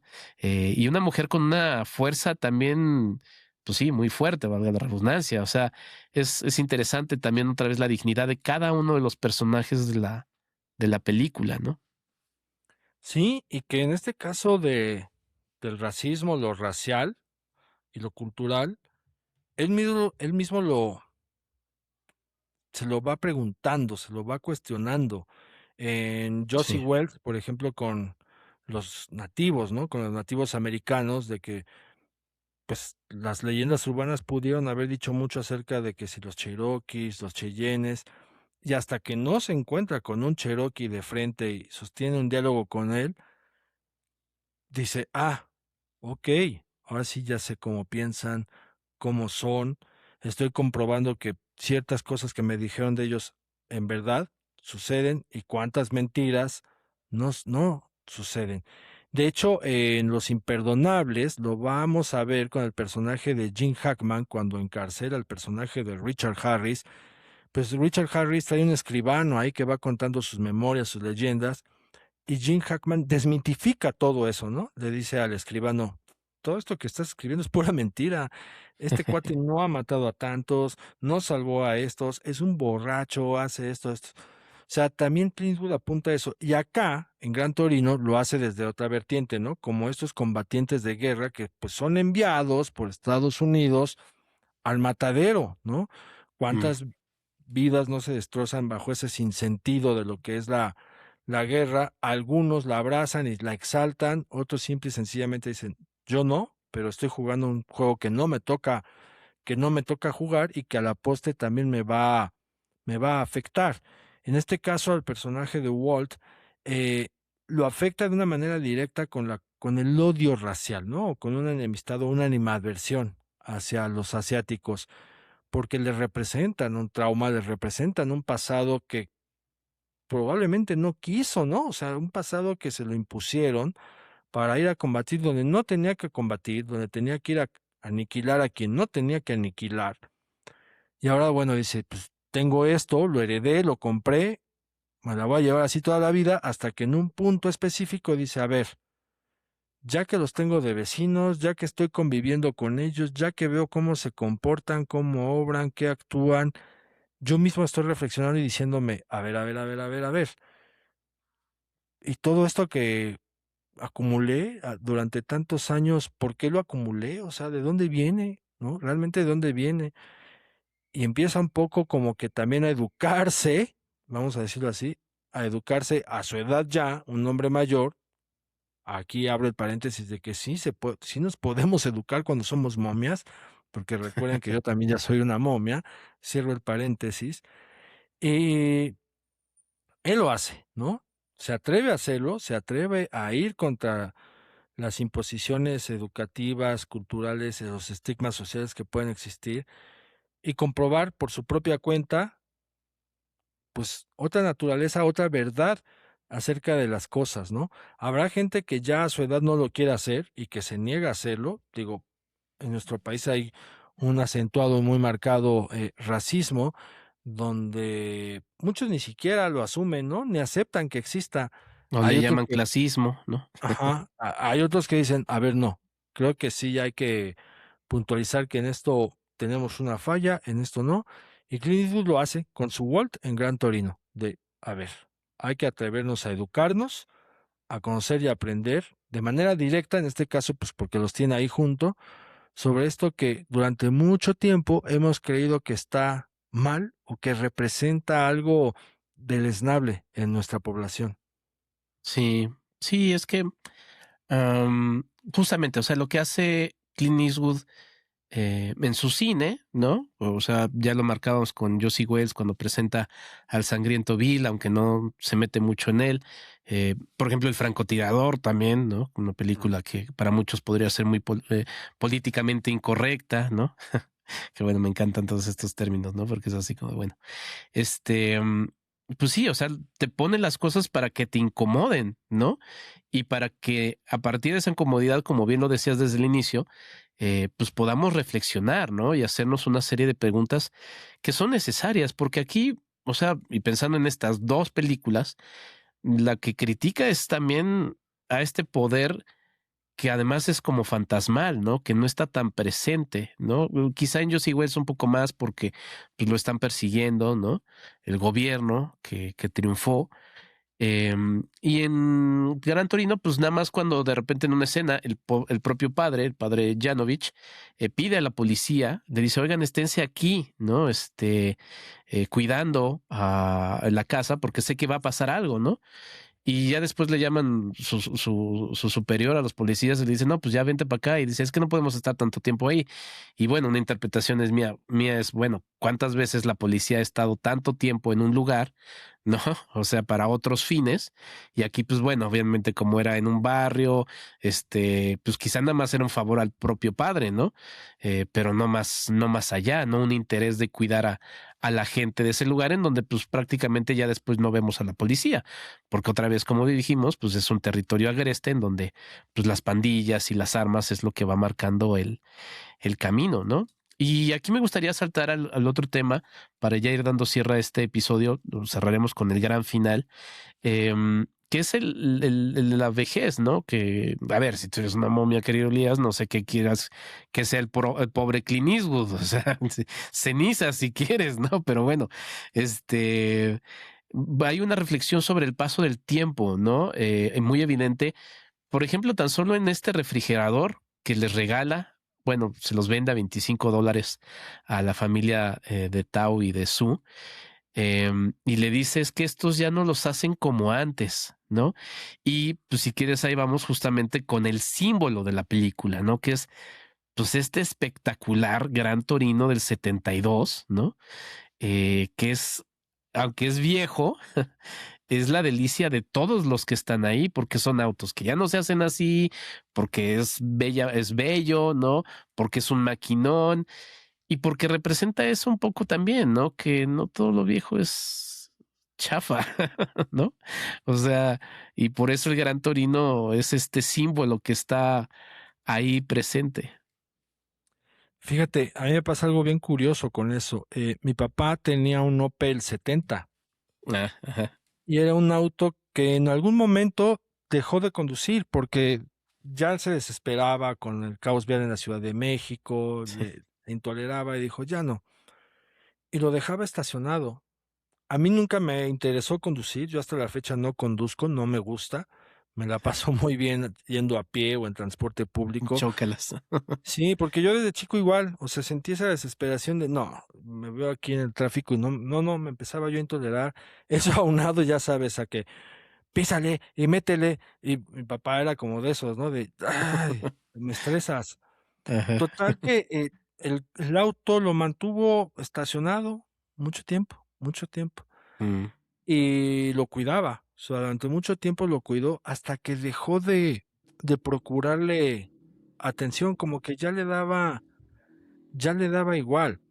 Y ya le daba igual, tiene que ver con que, bueno, pues las personas evolucionan, piensan en otras cosas conforme van envejeciendo, y él conforme fue envejeciendo, dijo, bueno, creo que lo quise mucho porque era mi conexión directa con un pasado que yo abracé, que yo quise, que algo me dio, pero el mm, presente que tengo me hace sentir pleno, me hace sentir lleno, creo que estoy bien, que ya no me simboliza ni me representa lo que me representó durante muchos años. Y cuando veo también que esto en Gran Torino tiene un peso con el auto y que Torino, bueno, Walt va a tomar una decisión en torno al auto, ese auto que puede significar mucho para él, no olvidar que él también está reinventándose, o sea, acaba de enviudarse. Está sí. confirmando y reafirmando que tiene una familia miserable, que no se le desea tener a nadie en el mundo, y está dándose cuenta de que vivió cegado mucho tiempo por un coraje absurdo hacia los asiáticos, y ahora que descubre que no son lo que él creyó que eran, pues la vida se le está presentando de otra manera y dice, bueno, a mi edad, con todo esto que me está sucediendo, pues hay de dos, o me tiro a la hamaca o empiezo a transitar en este cambio de circunstancias que ofrece mi destino. Y él decide transitar ese cambio de circunstancias sin pensar incluso en la edad, ¿no? Sin que ya estoy viejo o en que no estoy viejo. Él simplemente también ya está actuando en función de lo que está sintiendo, en función de lo que está reflexionando, en función de su presente. Y creo que ahí también es una cosa muy interesante de ese personaje, de que damos a veces nosotros por hecho de que los ancianos o las personas de la tercera edad, por ser personas de la tercera edad, ya se estancaron allá, ¿no? En el pasado y que ya no tienen ni un presente ni tienen un Un futuro, futuro, claro. ¿no? O sea, cuando por supuesto que lo tienen, y en el caso si lo llevamos al plano del cine, pues lo vemos con un director-actor que sigue actuando y que sigue dirigiendo, ¿no? Y que lo hace muy bien a su edad, en este caso la edad que tenía en 2008. Entonces, pensar en eso, en que, ¿por qué seguimos creyendo que los adultos mayores ya nada más por eso no tienen hacia dónde ir, no tienen oportunidad o capacidad de reinventarse o que no pueden aportar nada más a la vida y a la sociedad salvo problemas? Creo que eso también, ese orden de ideas con relación a su población, cómo nos ha fastidiado, pero ahí es donde también viene Clint Eastwood con Gran Torino para decirnos, a ver, a ver, a ver. Todavía estamos aquí y lo mejor de todo es, todavía nosotras, las personas de la tercera edad, somos capaces de protagonizar una historia. Les estoy contando que sí tenemos historias, que sí se pueden contar, que sí se pueden desarrollar y que pueden poner sobre la mesa un montón de complejidades que pueden conectar con la gente joven, como lo estamos viendo aquí con Tao, con la gente adulta, como la familia de Tao y la propia familia de Walt, y con todo el mundo. Entonces, de que se puede, es cosa de hacer lo que hace Walt, educarnos. Sí, totalmente. Me quedé pensando en esto que sí es, a ver, es que es así, o sea, los viejos tienen también un futuro, ¿no? O sea, si pensamos en Spielberg y Almodóvar, que ya los mencionábamos en este episodio, pues les queda una carrera de 10, 15 años si comparamos la de Clint Eastwood, ¿no? Que llegó a los 95 a dirigir. Entonces, pues sí, o sea, ¿por qué cerrar eso? Y todos vamos para allá, ¿no? Entonces, Ujú. y por el otro lado, me daba gracia esto, porque sí es una reflexión sobre pues sí, o sea, comparándola con Josie Wales y con todas las películas que fue haciendo desde entonces. Josie Wales no fue la primera que dirigió, pero sí de las primeras. Y Gran Torino no fue la última que dirigió, pero sí de las últimas. Pues está primero la reflexión, a ver, de que quizá la soledad, bueno, ahorita voy a eso, es que me quedé pensando también en esto, en esta parte de que menciona en una parte de la película que está muy enojado y dice, ¿cómo es que tengo más en común que con estos malditos chinos que con mi asquerosa familia, ¿no? Que me da mucha gracia, ¿no? Se lamenta un poco de eso, después de que está disfrutando la comida y ya a regañadientes ya acepta los regalos, ¿no? Dice, ¿qué es esta cochinada de comida? Es lo que es de pollo. Bueno, pues sí, déjalo entrar, ¿no? Va aceptando eso porque al final, también en esta reflexión del hombre mayor, mencionaste El Jinete Pálido, que también era una de esas películas familiares, Preacher, Preacher, ¿no? Me encanta que este hombre, a ver, igual que cuando él comienza con Sergio Leone, es el hombre sin nombre. Es este personaje que entra a escena, ¿no? Cumple con una misión y se va, que además es una figura que a mí me gusta mucho en la narrativa, en el cine, en la literatura, que es este hombre que sí tiene como un sacrificio, ¿no? O sea, que sacrifica toda su vida personal para algo que va a ser bien, ¿no? Pienso también en el Hulk de Lou Ferrigno, que llegaba y salvaba y después se iba todo triste, ¿no? Este, mm, y aquí, de alguna manera, no está diciendo eso. No necesariamente tienes que terminar solo, ¿no? Me gusta esta otra frase en la que él está hablando de, pues, ¿qué es mejor, beber solo o beber con extraños? No, pues mejor con extraños, ¿no? Y que ya ahí hay un elemento de eso, ¿no? O sea, inclusive la soledad no es buena, puedes inclusive pasarla con extraños, pero no solo, ¿no? Y también es lo que va pasando el personaje Walt, que por cierto, conectando con Josie Wales, también escupe, ¿no? Me gusta pensar que el perrito que tiene es como el sexto o séptimo perrito que tiene en su vida, pero que ya la relación con la perrita, que es Daisy, es diferente, ¿no?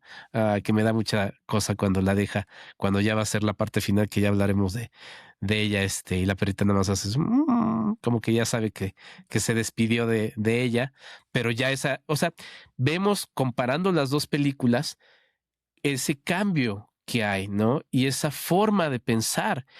Y pasando justamente a la parte final, y conectándolo con este hombre sin nombre, pues es una despedida de ese hombre sin nombre, es la despedida de ese personaje del western, ¿no?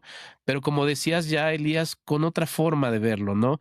Ya no quizá, porque además ya también es un hombre mayor, o sea, ya no puede ser, o sea, vemos en muchas veces que él se lamenta que ya no tiene la fuerza que tenía antes, ¿no? También sabemos que está enfermo en algún momento de la película, pero sabe que es la despedida no solamente de Walt, sino de todos estos personajes que ha caracterizado, y que caracterizó en su vida, ¿no? Clint Eastwood. Y también están haciendo un análisis de ese personaje, ¿no? O sea, como decir, ¿quién fui yo como personaje, ¿no? Como el personaje Clint Eastwood en toda mi filmografía. Y creo que le da uno de los grandes cierres, no solamente de película, sino de personaje, así como Chaplin también lo llegó a hacer con esta película que, ay, se me va el nombre, que es un asesino y que vemos que se va a la palestra y se va a colgar y de alguna manera vemos a The Trap, ¿no? O sea, como al vagabundo yéndola, ¿cómo? ¿No era de Monsieur Verdoux? Esa, sí, Monsieur Verdoux, exactamente, que es esa escena en la que pues, se despide, ¿no? De The Trap y va a ser colgado. Me parece muy similar también esta, con Clint Eastwood, pues tomando la decisión de su sacrificio, querido Elías. Y fíjate que, digo, ya desde Los Imperdonables él venía ofreciendo un perdón, ¿no? Decía, como está muy palpable en la película, pero lo vemos con este pistolero ya retirado que vuelve a la acción, Sí. pero ya un hombre arrepentido, por lo menos del pasado. y sin embargo no logra de todo desprenderse de ese pasado, sigue pesándole, como a cualquiera de nosotros nos pesa conforme vamos creciendo. Y en esta película, como tú hablas, es una despedida y que después en Cry Macho vamos a ver que renace otro tipo de personaje, ¿no? Otro tipo de cowboy, otro tipo de vaquero que hasta se da el derecho de sentir, de expresar afecto, particularmente en aquella escena del baile, cuando él baila con esta mujer y que es feliz, de verdad a cualquiera nos hizo feliz, porque también se lo merecía ese Clint Eastwood. Por ahí, porque muchos dijeron, es que Cry Macho ya no es el western de antes, no es el vaquero de antes, esto es una ñoñada. Pues hay que comprender de dónde viene ese La voy a interés volver a ver, también. porque sí me parece muy lindo lo que dices. Ajá. Pues es que se da esa posibilidad Sí, que no sí, había sí. encontrado, ¿no? Incluso si tú revisas algunas relaciones con mujeres en estas películas, en estos western, siempre se fracturan, siempre son melodramáticas, siempre van a ninguna parte y ni siquiera le dejan algo especial a ninguno de los dos. En este caso, este momento de baile es de verdad muy, muy hermoso. Pero bueno, volviendo al caso de cómo se despide, algo que me llama la atención y que no sé si a ti te ha pasado, pero a mí sí ya entré en ese proceso o en esa etapa de la vida donde me pregunto cuál es mi propósito de andar acá, ¿no? O Ujú. sea, muchos te dicen, el propósito es ser feliz. Yo vine al mundo a ser feliz, sí, sí, sí, pero ¿cuál es el propósito? Y esta pregunta también viene de un precepto orientado hacia lo que es la fe, ¿no? La fe religiosa como nos la ha enseñado en este caso el catolicismo, que creo que también ahí se lo plantea constantemente Clint Eastwood en su filmografía. ¿Cuál es mi propósito? No directamente él, sino por lo menos de sus personajes, de sus vaqueros. ¿Qué hago aquí? O sea, ¿para qué estoy aquí? Y constantemente está chocando con Dios, ¿no? Pero al mismo tiempo busca esas respuestas a través de Sí. Dios. Y si no lo va a mostrar de una manera muy explícita, religiosamente hablando, hay algo que él quiere llenar, hay algo que él quiere cubrir, hay algo en lo que quisiera creer, tener fe en algo, ¿no? A mí me pasa, a mí me pasa. Y de hecho, recuerdo que hay un personaje ahí en la novela que para tratar de entenderlo, me acerqué a la iglesia, dije, a ver, quiero entender de dónde viene la fe de este personaje. Y comencé a ir constantemente, constantemente, constantemente. Y hay una señora de aquí del barrio que me cae muy mal, o sea, me cae mal porque pues es una persona que cae mal. Ajá. Y recuerdo que cuando entré estaba yo con los brazos cruzados y muy amable, muy atenta, con una dulzura que yo nunca pensé que iba a ejercer con mi persona. Me dice, mira, deja de tener los brazos cruzados, suéltalos y mejor levanta las palmas para que así Dios te escuche y pueda entrar su obra en ti. Se me quedó muy, pero muy marcado. Dije, a final de cuentas, creo que la señora tiene razón. Y si lo llevamos a cualquier plano, o sea, estás con los brazos cruzados, por ejemplo, que no me tomo fotos o que haces muchas cosas para bloquear, ¿no? Para obstruir eh, las dichas, las bendiciones, las gracias que están ahí en la vida, que nos pueden ayudar a encontrar nuestro propósito, pues vamos transitando así. Y entonces creo que Torino y Clint Eastwood a través de sus personajes llegan también a esa profundidad de este cuestionamiento y dicen, bueno, a ver, vamos a tratar de quitarnos este yugo, vamos a tratar de ceder, vamos a aceptar que la otra persona tiene razón y que no solamente tiene razón, sino que nos está enseñando algo nuevo. Y en este abrirse, ¿no? En este abrirse también encuentra un propósito, tan lo encuentra que es el final de su película, ¿no? O sea, ¿cuál es mi propósito en este momento en el que ya enviudé, que tengo una familia del carajo, que no quisiera que nadie la tuviera, donde me topé a este chico, Tao, donde pasan estas cosas? Creo que ya entendí cuál es mi propósito y lo quiero hacer, y lo quiero cumplir a cabalidad, y lo hace y lo cumple a cabalidad, sabiendo lo que pasa, ¿no? O sea, creo que también esa parte, esa lectura que me gusta apreciar de Gran Torino, hoy la comprendo y la dimensiono mucho más porque tarde que temprano nos sumergimos también, Enrique, en ese tipo de conversaciones, de temas, de exploraciones con nosotros mismos en nuestro interior y que vamos tratando de abrirnos y de quitarnos caparazones. Ahí también llega con esto Clint Eastwood. Sí, y que sumando lo que dices, no es que el personaje de Walt se haya vuelto no racista, se haya vuelto tolerante, no es que haya cambiado, simplemente, ajá, como dices, fue aceptando cosas, así como los demás personajes, ¿no? O sea, el padre también aceptó cosas de Walt, ¿no? Lo dice en su funeral, le dice, bueno, me llamó así, me dijo tal, ¿no? Pero ahora lo entiendo, ¿no? Él también aprendió de él, así como Su, ¿no? Como obviamente Tao, la abuelita de la familia, ¿no? Que me parece también un personaje muy divertido porque desde el inicio los dos se odian, ¿no? Y creo que ese odio no cambió, ¿no? O sea, así lo leo, pero cuando le deja a Daisy, a la perrita, pues sí hace algunos aspavientos la viejita así como, ay, ¿por qué me dejas a tu...? Pero después la acepta, ¿no? O sea, yo como en un pequeño entendimiento decir, bueno, ya, a ver, ¿no? O sea, acepto la perrita y acepto eso también de ti, aunque me desagrades, ¿no? Absolutamente, ¿no? Y creo que, pues sí, eso es muy, muy humano y que también nos habla de toda esta riqueza de personajes que hay por lo menos en estas dos películas que son las que hemos estado analizando, en donde pues el mensaje es ese, o sea, somos todos muy diferentes, no necesitamos ser iguales, porque creo que ese también es el peligro en el que nos encontramos, sobre todo en tiempos de la inteligencia artificial, ¿no?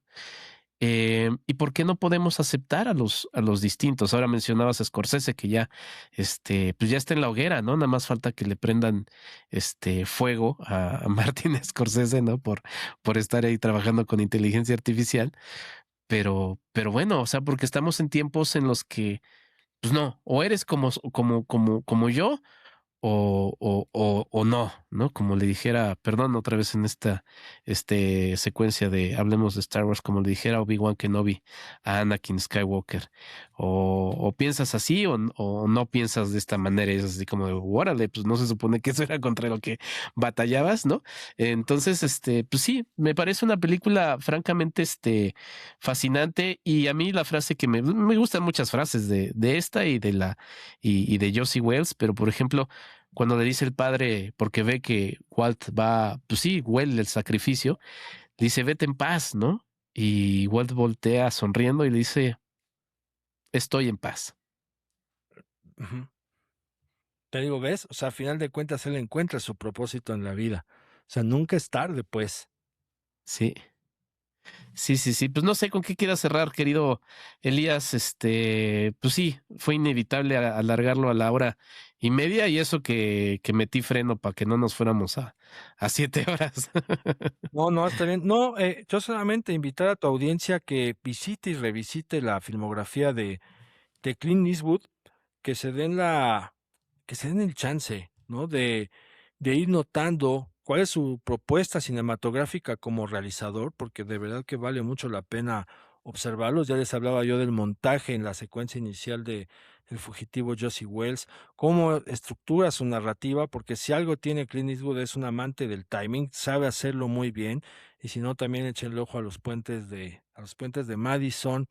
Sí, Dense también este chance de apreciar a nuestros realizadores, a nuestros cineastas, mujeres también, a nuestras cineastas, de acorde a su contexto, de acorde a su momento y su época.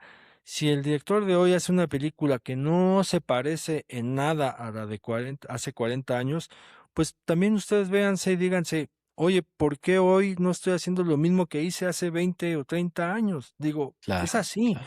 No tenemos por qué quedarnos con que las cosas tienen que ser de un solo molde. Y cuando digo que las cosas tienen que ser de un molde, de un solo molde, es que también aprendamos a aceptarnos, a convivir con nuestros claroscuros. Todos tenemos claroscuros, ¿no? No hay que Sí, ni muy bueno ni muy malo. Todos tenemos puntos buenos, puntos malos. Y la otra es finalmente invitarlos a dialogar, a debatir y a discutir de la manera más sana, que es a través de la conversación y el diálogo. Si han crecido con la idea de que no se puede hablar de cine, no se puede hablar de política, no se puede hablar de fútbol, cambiemos eso porque de que se puede, se puede. Sí, y aguas, de esos que se venden como, no, yo soy prístino, no, yo soy perfecto, yo soy aguas, ¿no? Porque ahí es donde encuentra uno que pues no es tan así, porque como bien Sí, dices, los optimistas 24/7, no. sí, no, pues somos seres de claroscuros, tenemos nuestros lados oscuros, tenemos nuestros lados luminosos, y creo que eso es lo que ha hecho rica la filmografía de Clint Eastwood, que bueno, valga la invitación a que justamente la disfruten, se adentren si no le han entrado, valga la redundancia, a Clint Eastwood como director, ¿no? O sea, porque también tiene una más amplia filmografía como actor. Aquí los estamos invitando a que lo sigan como el autor que nos permanece y que me da gusto que le hayamos hecho este homenaje en vida, ¿no? Porque también es esta cosa de que, pues sí, siempre les hacemos especiales cuando ya se nos fueron, todavía está presente ahí Clint Eastwood, y como lo narraba al inicio, reflexionando él sobre el western como un legado de la cultura de los Estados Unidos, pues ahí sigue hablando y diciendo lo que piensa, querido Elías. Pues nada, te agradezco mucho por este episodio, Elías. Muchas gracias. No, gracias a ti, Enrique, ya sabes que esta es una de mis casas, ¿no? Lo Y es, la otra, pues, tú definitivamente. también tienes tu casa en Cinéfilos en Apuros, y siempre un gusto venir a conversar contigo y estar con tu audiencia. Pues te agradezco yo muchísimo. ¿Dónde? Pues ya dijiste Cinéfilos en Apuros, pero danos las redes para que la gente también te siga, querido Elías. Y como no, nos encuentran como Cinéfilos en Apuros en todas las redes sociales, y también así nos encuentran en nuestros canales de YouTube y de Spotify, donde van a encontrar críticas, también entrevistas y episodios especiales con relación al cine. Exacto. Y si están hartos del mundial, échenle un ojo también a la parte deportiva que tiene Elías, porque pues es otra forma de verlo, ¿no? De analizarlo. Y pues nada, que también creo que es muy, muy refrescante, y por eso nosotros apelamos a salirnos de los espacios comunes, Elías. Sí, en Momias Futboleras les digo que somos momias, donde el fútbol sí es cosa del pasado, donde no debatimos, no nos gritamos, no entramos en polémicas, no, conversamos de fútbol como conversaríamos en un bar, en una cafetería, como conversábamos antes con relación al fútbol que nos tocó vivir y ya no existe. Así es. Y bueno, pues yo despido este episodio también invitándolos a que, pues les digo, también sin querer, queriendo, terminó siendo un episodio en el marco de los 250 años de la independencia de los Estados Unidos de América. Yo siempre soy muy, muy crítico de los gringos, siempre estoy ahí pisando callos, como muchos también, pero pues valga este par de películas para reflexionar sobre la historia de aquel país, sobre la compleja historia de aquel país, así como todos los países tenemos una compleja historia, y ver que exactamente no todo es oscuro, ¿no? Hay mucha luz también y hay mucha complejidad, ¿no? Entonces, pues ahí está, al final es un país enorme, ¿no? Que sí, con sus gobiernos y sus poderes, sobre todo más poderosos, que son don dinero, ¿no? Como diría Bill Clinton, es el dinero, idiota, ¿no?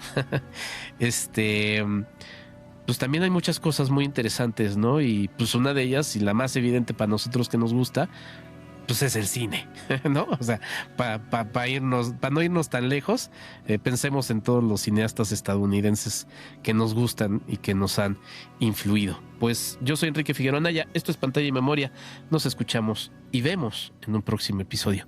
Hasta la próxima. Pantalla y Memoria, el arte de recordar a través del cine. Un podcast de Enrique Figueroa MX.